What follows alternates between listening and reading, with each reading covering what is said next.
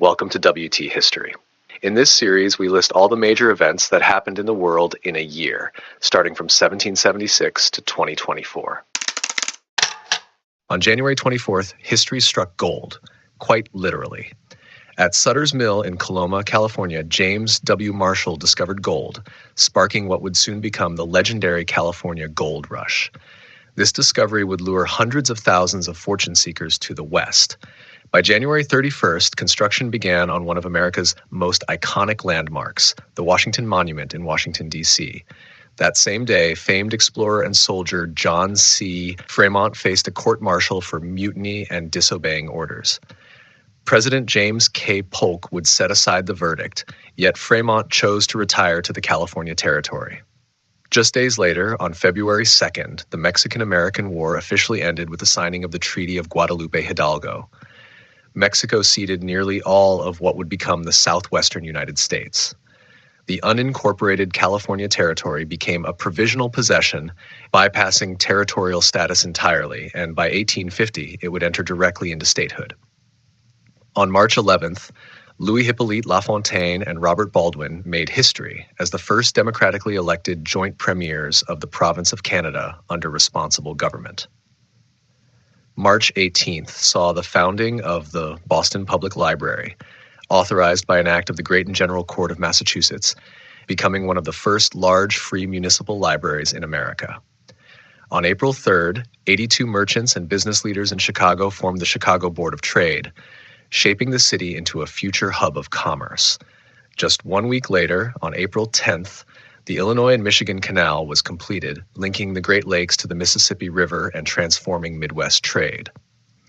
The Treaty of Guadalupe Hidalgo, signed back in February, was ratified by the Mexican government on May 19th. Then, on May 29th, Wisconsin entered the Union as the 30th U.S. state. The summer brought calls for equality. On July 19th, the Seneca Falls Convention opened in New York, the first women's rights convention in the United States. Over 2 days, reformers such as Elizabeth Cady Stanton and Lucretia Mott demanded social and political rights for women. It was also here that bloomers, a new style of women's clothing, were introduced. A week later, on July 26th, the University of Wisconsin-Madison was founded. On August 14th, President James K. Polk annexed the Oregon Country, renaming it the Oregon Territory. Then on August 19th, the New York Herald broke the news to the East Coast about the California Gold Rush, even though prospectors had been at it since January. A strange survival story came on September 13th. Vermont Railroad worker Phineas Gage lived through a horrific accident, a 3-foot iron rod driven through his head, an event that would fascinate doctors for centuries. On September 26th, the University of Ottawa was founded in Canada as the College of Bytown, a Roman Catholic institution. The nation's first medical school for women, the Boston Female Medical School, opened on November 1st in Massachusetts. It would later merge with Boston University's School of Medicine. November 7th brought political change as the Whig candidate Zachary Taylor defeated Democrat Lewis Cass in the presidential election, the first U.S. presidential election held in every state on the same day.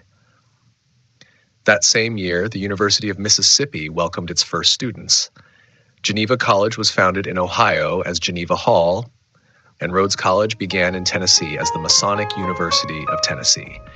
In Maine, Shaker leader Joseph Brackett wrote the now famous song Simple Gifts. On January 12th, the Sicilian Revolution of 1848 erupted in Palermo, as citizens rose up against the Bourbon Kingdom of the Two Sicilies, demanding independence and constitutional reform.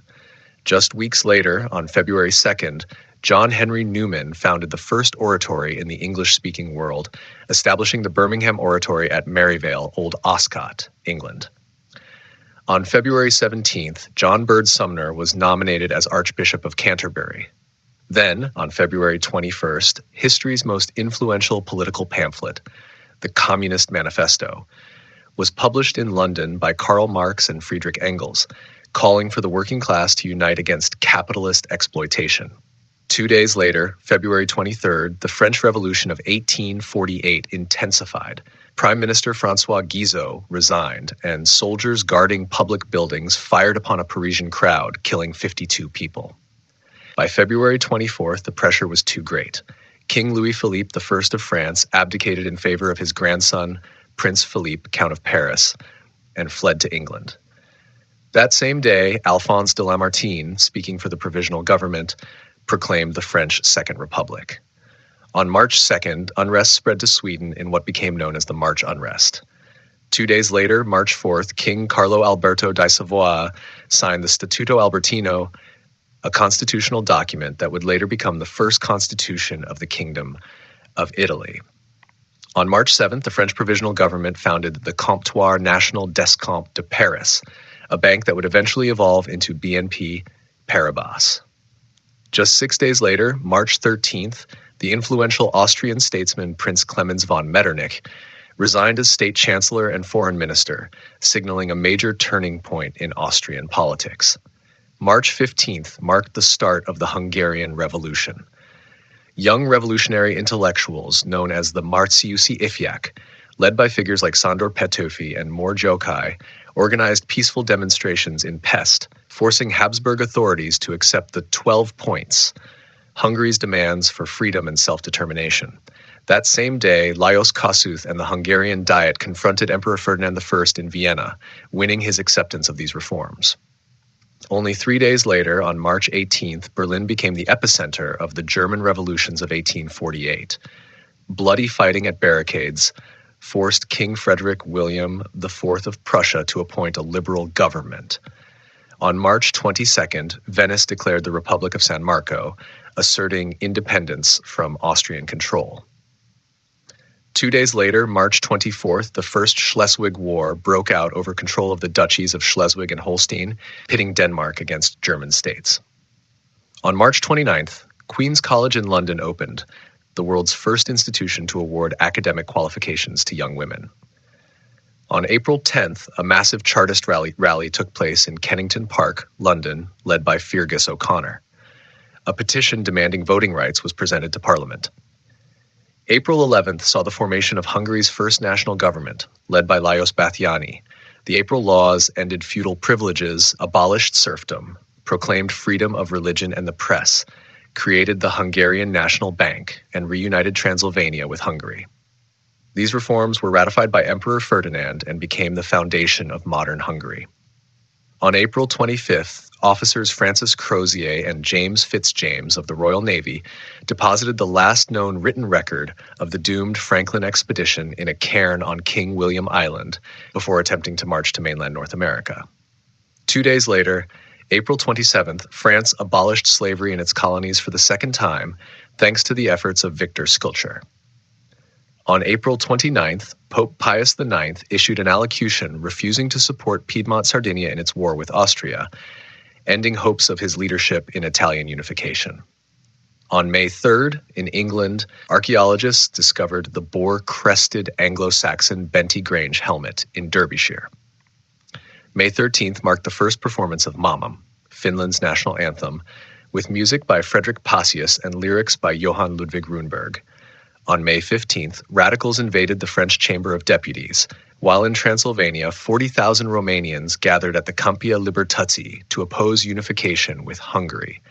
Only days later, May 18th, the Frankfurt Parliament, the first German National Assembly, convened in Frankfurt.